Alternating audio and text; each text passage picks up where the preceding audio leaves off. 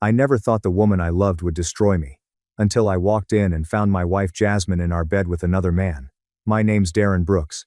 3 months ago, I stood in a courtroom and watched my entire life disappear. People think divorce happens in a single moment. They imagine a judge signing papers, a gavel striking wood, two people walking away. But that is not how it feels. The real divorce starts long before the paperwork. It begins with silence. Small silences. The kind that slowly grow between two people who once could not stop talking. My wife Jasmine and I had been married for 8 years. When we first met, neither of us had money. We lived in a small apartment with old furniture bought from thrift stores. The refrigerator made strange noises at night. The air conditioner worked only when it felt like cooperating. Sometimes we laughed about it. Sometimes, we sat on the floor eating takeout because we could not afford a dining table. Back then, none of that mattered because we had each other. At least I thought we did. I worked as an operations supervisor for a shipping company. The pay was decent, but far from impressive. Every month I paid the bills. Every month I tried to save a little money. Every month I promised myself things would improve. Jasmine worked in marketing. She was ambitious, confident, driven. Those were some of the things I loved most about her. But over time, something changed. The woman who once appreciated simple things began chasing expensive ones. At first, it was harmless. Luxury handbags, designer shoes, weekend trips she saw online. Then social media entered our marriage like a third person sitting at the table. Every evening she scrolled through pictures of celebrities, influencers, entrepreneurs, people showing off yachts, private jets, mansions, exotic vacations. I noticed her spending hours looking at those images, comparing our lives to theirs, comparing me to them. One night, while we were eating dinner, she held up her phone. "Look at this." She showed me a photo of a couple standing beside a Lamborghini. The caption talked about financial freedom. Jasmine sighed. "Must be nice." I nodded. "Yeah, it must be." She stared at me. "You ever wonder why we never have things like that?" The question caught me off guard. I laughed lightly, probably because Lamborghinis cost more than our apartment. She did not laugh. Instead, she looked disappointed. That was the first time I felt a crack forming between us. After that, the comments became more frequent. Small at first, then impossible to ignore. "You should be making more money by now. You need to think bigger. Other men our age own companies. Other men our age invest in real estate. Other men our age are building wealth." Every time she said other men, it felt like another stone added to my chest. I worked hard, sometimes 60 hours a week, sometimes more. But somehow it never seemed enough. One evening I came home exhausted. A truck shipment had arrived late. I had spent 12 straight hours solving problems. All I wanted was a shower and sleep. Instead, I walked into the living room and found Jasmine waiting. Her arms crossed, her expression cold. "We need to talk." Those 4 words are never good. I sat down across from her. "What happened?" She took a deep breath. "I cannot do this anymore." My stomach tightened. "Do what?" "This life." The room suddenly felt smaller. "What are you talking about?" She looked around the house. "Look at us, Darren. 8 years. 8 years and this is all we have." I stared at her. I thought she was joking. But her eyes told me otherwise. "This house. This neighborhood. These bills. These struggles. I am tired of it." I felt my pulse quicken. "We have a good life." She laughed. "A good life? Is that what you call this?" That laugh hurt more than yelling ever could. I spent years trying to provide for us. Years. And in a few seconds she made it sound worthless. I leaned forward. "Jasmine, what is really going on?" She looked directly into my eyes. "I want a divorce." The words hit me like a truck. For a moment I honestly thought I misheard her. "A divorce?" She nodded. "Yes." I sat frozen. Everything around me seemed distant. The television, the lamp, the sound of traffic outside. It all faded. "How long have you felt this way?" "A while." "A while." Not weeks. Not days. A while. Meaning she had been planning this while smiling beside me, while eating dinner with me, while sleeping next to me. I felt sick. "Can we work on it? Can we go to counseling? Can we fix this?" She shook her head. "No." "Why?" Her answer would stay with me forever. "Because I do not want to spend the rest of my life waiting for you to become somebody." The sentence sliced straight through me. I remember staring at her, waiting for her to take it back, waiting for her to say she was angry, waiting for her to say she did not mean it, but she never did. Instead, she stood up. "I deserve more than this, Darren. I deserve more than struggling. I deserve more than average." The next few weeks felt like a nightmare. Lawyers became involved. Paperwork appeared. Arguments replaced conversations. Every room in the house felt different, colder, hostile, like a battlefield. Then came the financial discussions. Those were somehow even worse. The house would go to her. Most of the savings would go to her. The furniture would remain with her. By the time everything was finished, it felt like my entire existence had been divided and distributed. The day I packed my belongings was one of the hardest days of my life. A single suitcase. That was all I carried. 8 years reduced to a suitcase. As I walked toward the front door, I looked back one last time. Jasmine stood in the kitchen watching. No emotion, no sadness, nothing. Just distance. I wanted her to stop me. I wanted her to say she made a mistake. Instead, she said something I will never forget. Maybe now you will figure out how to become successful. Then, she closed the door. I stood outside, staring at the house. The house we once dreamed about together. The house that no longer belonged to me. Rain began falling. Slowly at first, then harder. Cars passed by. People hurried along sidewalks. Life continued as if nothing had happened. But for me, everything had changed. I loaded my suitcase into my old car, sat behind the wheel, and finally broke down. I cried harder than I had ever cried in my life. Not because I lost the house, not because I lost the money, but because I lost the person I thought would stand beside me forever. That night I drove to a tiny apartment on the edge of the city. The place was barely larger than a hotel room. The walls were plain, the furniture was cheap, the silence was unbearable. I placed my suitcase on the floor, sat on the edge of the bed, and stared at the ceiling. For the first time in years, there was no one beside me. No voice. No conversation. No future I could clearly see. Just uncertainty. Just pain. And just when I thought I reached the lowest point of my life, I had no idea that fate was already preparing something that would change everything forever. The first month after the divorce felt like surviving a storm that refused to end. Every morning I woke up hoping the pain would be smaller. Every morning, I discovered it wasn't. The tiny apartment never felt like home. It felt temporary. Like a place people pass through, while waiting for life to begin again. The bedroom was barely large enough for a bed and a dresser. The kitchen looked like something from an old motel. The living room contained a second-hand couch I bought from an online marketplace for less than $100. At night, I could hear my neighbors arguing through the walls. Sometimes I heard babies crying. Sometimes I heard televisions playing late into the night. The noise reminded me I wasn't alone, but somehow it made me feel even lonelier. The hardest part wasn't losing the house. It wasn't losing the money. It wasn't even losing the marriage. The hardest part was losing the future I thought I was building. For years I had imagined growing old beside Jasmine. I imagined family vacations, retirement, grandchildren, a life filled with memories.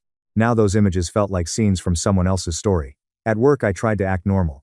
I showed up every morning, completed my responsibilities, attended meetings, answered emails, solved problems, but inside I felt hollow. My coworkers noticed. They never said much, but I could see it in their eyes. People knew what had happened. News travels fast. Especially bad news. One afternoon my friend Marcus from accounting sat beside me during lunch. "You okay?" I forced a smile. "Yeah." He shook his head. "No, you're not." I stared down at my sandwich. For a moment I considered telling him everything. How I felt like a failure. How I replayed Jasmine's words every night. How I questioned my worth every time I looked in a mirror. Instead, I simply nodded. "I've been better." Marcus placed a hand on my shoulder. "You'll get through it." I appreciated the gesture, but at the time I didn't believe him because every day seemed worse than the one before. Then came the social media posts. At first I tried not to look. I really did, but curiosity is a dangerous thing. One evening I opened my phone. A mutual friend had posted photos from a rooftop party. There was Jasmine. Smiling, laughing, holding a glass of champagne, surrounded by people dressed in designer clothing. I stared at the image for several seconds. Part of me expected sadness, regrets, some sign that she missed what we once had. Instead, she looked happier than ever. Over the following weeks, more pictures appeared. Luxury restaurants, expensive hotels, exclusive events. The comments underneath the photos were even worse. "Living your best life. You deserve happiness. Leveling up. Proud of you." Every compliment felt like another reminder that people believed leaving me had improved her life. Eventually, I stopped looking. Not because it no longer hurt, because it hurt too much. Meanwhile, my finances were becoming a serious problem. The divorce settlement had drained most of my savings. Rent consumed a large portion of every paycheck. Utility bills piled up. Unexpected expenses appeared constantly. One month my car needed repairs. The next month my insurance increased. Then my refrigerator stopped working. I began calculating every dollar before spending it. Every grocery trip felt like a strategy meeting. Every purchase required consideration. One Friday evening I sat at my kitchen table, reviewing my bank account. The numbers made my stomach drop. After rent and bills, I had less than $60 available. $60. I stared at the screen in disbelief.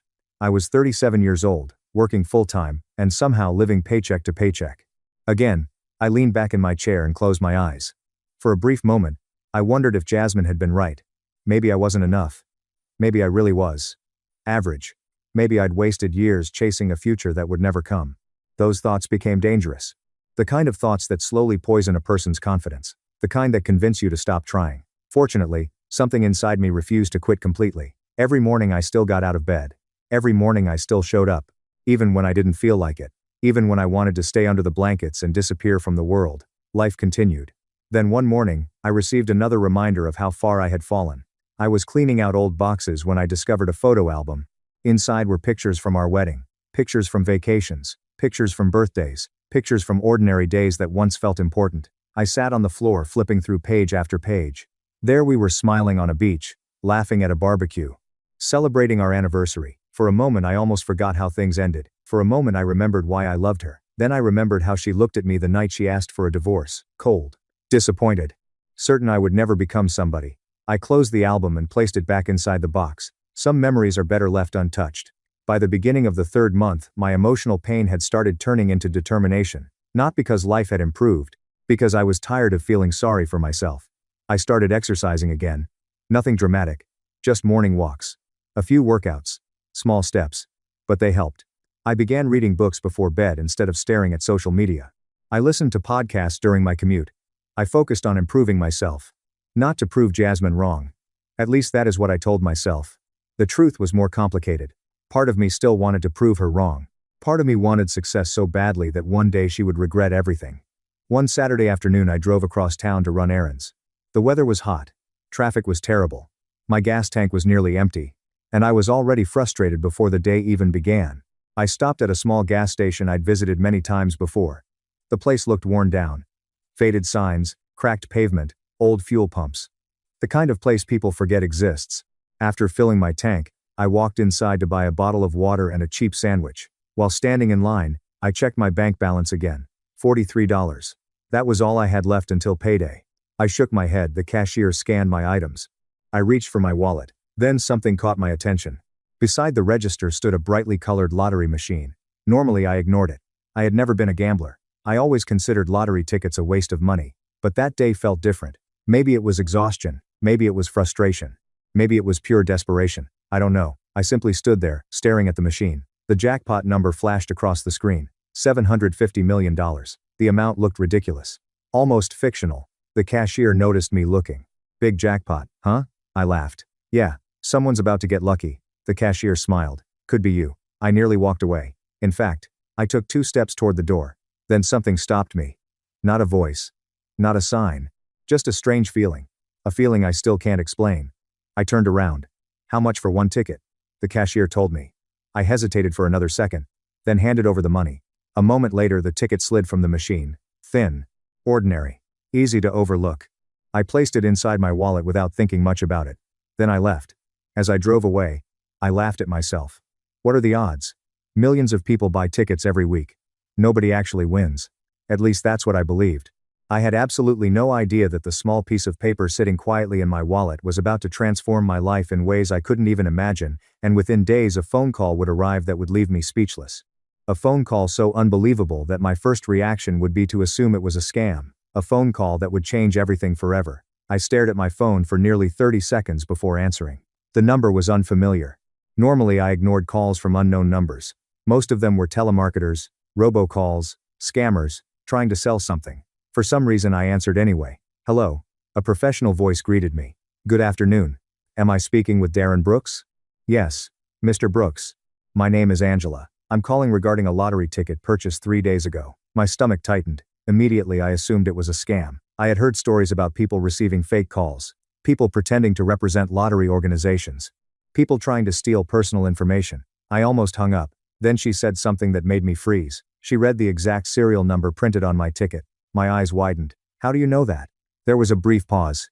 Mr. Brooks, according to our records, you are the holder of one of the winning tickets. I laughed. Not because it was funny, because it sounded impossible. Winning ticket? Yes. The jackpot winning ticket. For several seconds I couldn't speak. My brain simply refused to process the information. It felt like someone had told me gravity no longer existed. I looked around my apartment. The old couch, the worn carpet, the unpaid bills sitting on the counter. None of it matched what I was hearing. I think you have the wrong person. We do not. "Mr. Brooks, we need you to visit our office immediately for verification." I sat down. My legs suddenly felt weak. "How much?" Another pause. Then she answered, $750 million. The room became silent, completely silent. I heard my own heartbeat, nothing else. $750 million. The number didn't feel real. It felt like something from a movie, something that happened to other people. Not people living alone in tiny apartments. Not people with $40 left in their bank account. Not people whose wives had divorced them 3 months earlier. I thanked her, hung up, and stared at the wall. 5 minutes passed, then 10, then 15. I still hadn't moved. Finally, I grabbed my wallet, pulled out the ticket, and looked at it. The same ticket I had almost never purchased, the same ticket I almost left behind at the gas station. My hands began shaking. That night I barely slept. Every few minutes I checked the ticket again. I was terrified something would happen to it. Terrified I'd misheard. Terrified I would wake up and discover it had all been a dream. The next morning I arrived at the lottery headquarters. The building was larger than I expected. Modern glass walls, security personnel, professional staff. The entire experience felt unreal. Several people escorted me into a private room. Documents were reviewed. Identification was verified. The ticket was examined multiple times. Then finally a woman entered carrying a folder. She smiled. "Congratulations, Mr. Brooks. The ticket is authentic. You are officially the winner." I closed my eyes. For a moment I thought I might cry. 3 months earlier I had been sitting in my car outside the house I lost. 3 months earlier I felt like the biggest failure in America. Now I was officially one of the wealthiest people in the country. The contrast was impossible to comprehend. News spread quickly, much faster than I expected. Within hours, reporters were calling. Television producers were reaching out. Journalists wanted interviews. Everyone wanted my story, especially after learning where I had been only months earlier. The divorced man, the struggling worker, the guy who bought a ticket with almost no money left. People loved the story. And soon I received an invitation that shocked me. A major national television network wanted me to appear live during a special broadcast. Millions of viewers would be watching. At first, I declined. I wasn't interested in fame. I wasn't interested in attention. Then my advisors explained the value. The appearance would introduce me to the public. It would allow me to control my own story. Eventually, I agreed. The day of the broadcast arrived faster than expected. I was driven to the studio. Professional makeup artists prepared me. Producers reviewed the schedule. Staff members moved quickly through the hallways. Everything felt larger than life. While waiting backstage, I caught my reflection in a mirror. For a moment, I barely recognized myself. Not because of the money, because of the man looking back at me. 3 months earlier, I looked defeated, broken, lost. Now there was something different. Confidence, not arrogance, not pride, confidence. The kind that comes from surviving your worst days. The host greeted me moments before we went live. "Ready?" I smiled. "As ready as I'll ever be." The countdown began. 5, 4, 3, 2, 1. The cameras switched on. Bright studio lights filled the room. The audience erupted into applause. My heart pounded. Me to millions of viewers across the country. Then came the moment everyone remembers. A giant ceremonial check was carried onto the stage. $750 million. The audience exploded. People stood, cheered, clapped. Some were laughing, others looked completely stunned. I stood there smiling while cameras captured every angle. At that exact moment, somewhere across the city, another television was playing the same broadcast. And sitting in front of it was Jasmine. She had no idea what she was about to see. No idea that the man she called average, the man she abandoned, the man she said would never become somebody, was standing on national television holding one of the largest lottery prizes in American history. And when she finally recognized my face on that screen, her entire world stopped. When the television host announced my name, Jasmine felt as if the air had been sucked out of the room. At least that is what she later told me. She had been hosting a small gathering inside the luxury apartment she rented after our divorce. Several friends were there. Music played in the background. Champagne glasses sat on a marble countertop. People laughed. People talked. Everything seemed perfect. Then someone noticed the breaking news broadcast. A woman in the room pointed toward the television. "Wait a second. Isn't that your ex-husband?" The conversation stopped. Everyone turned toward the screen. And there I was, standing under bright studio lights, smiling, holding a giant check worth $750 million. For several seconds nobody spoke. Then somebody gasped. Another person covered their mouth. Someone else whispered, "No way." Jasmine later admitted she thought she was hallucinating. She thought stress had somehow created an illusion. But the television continued broadcasting. The cameras continued filming. The audience continued cheering, and my face remained on the screen. The same face she had looked at only 3 months earlier when she told me I would never become somebody. Her phone began vibrating almost immediately. Friends were calling. Family members were calling. People were sending screenshots. Social media exploded. Within hours, clips from the interview had spread everywhere.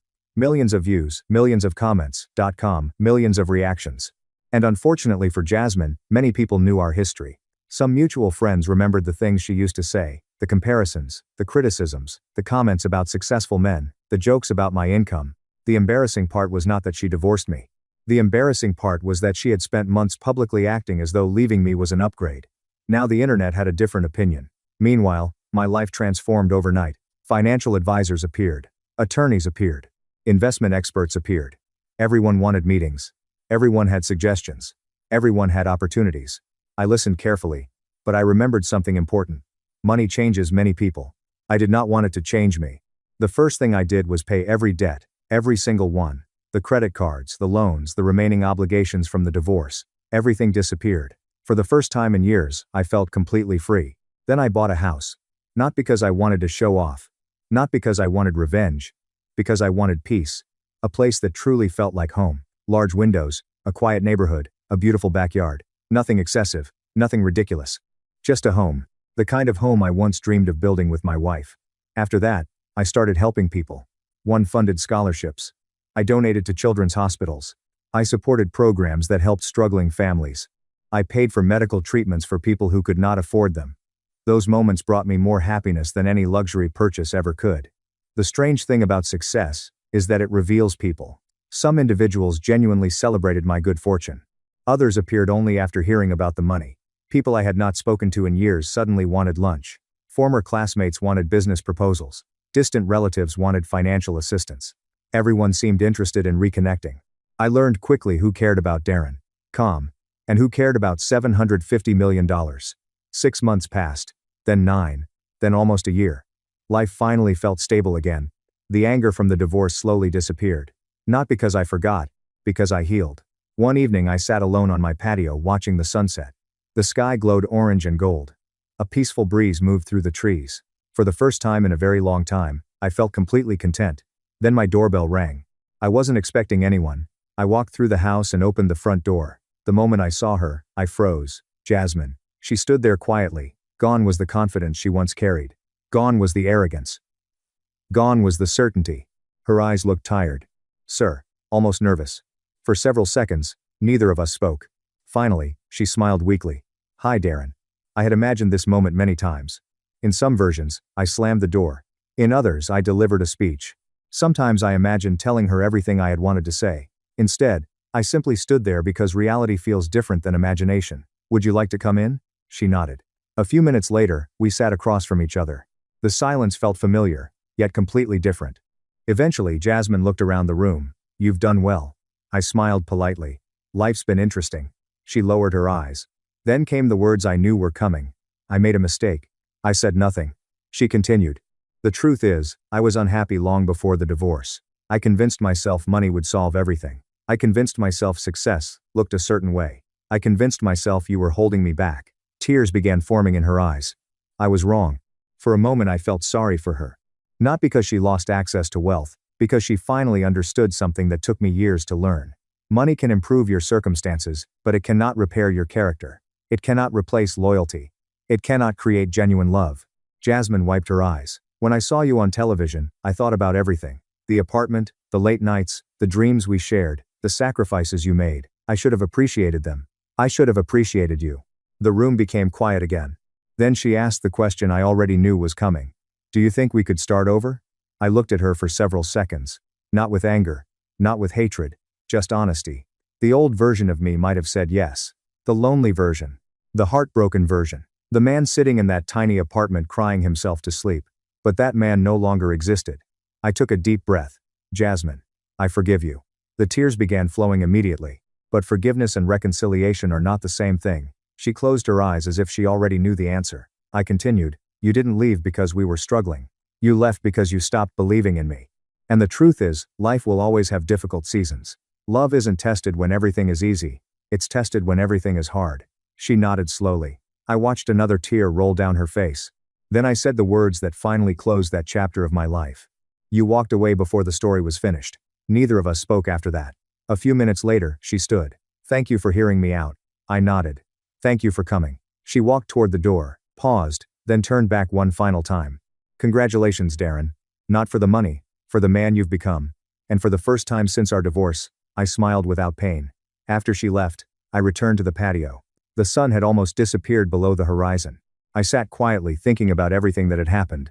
The divorce, the heartbreak, the loneliness, the lottery, the success, the lessons. Then I realized something. The greatest thing I gained was never the $750 million. It was discovering my worth before anyone else recognized it. Because the people who truly belong in your life do not stay only when you are winning. They stay when you are struggling. They stay when you are doubted. They stay when the future is uncertain. And sometimes the biggest blessing in life is not the door that opens, it is the door that closes. Because if Jasmine had never left, I might never have discovered the strength that was me all along. And that lesson was worth far more than $750 million. Significant and educational value. This story teaches that loyalty should never be based on money, status, or temporary circumstances. Many people judge others by what they have today, instead of what they may become tomorrow. Darren's journey shows that success often arrives after seasons of struggle, rejection, and disappointment. The story also reminds us that character is more valuable than wealth. While money changed Darren's lifestyle, it was his humility, resilience, and generosity that earned true respect. Most importantly, it proves that those who believe in themselves during difficult times can overcome setbacks and build a better future.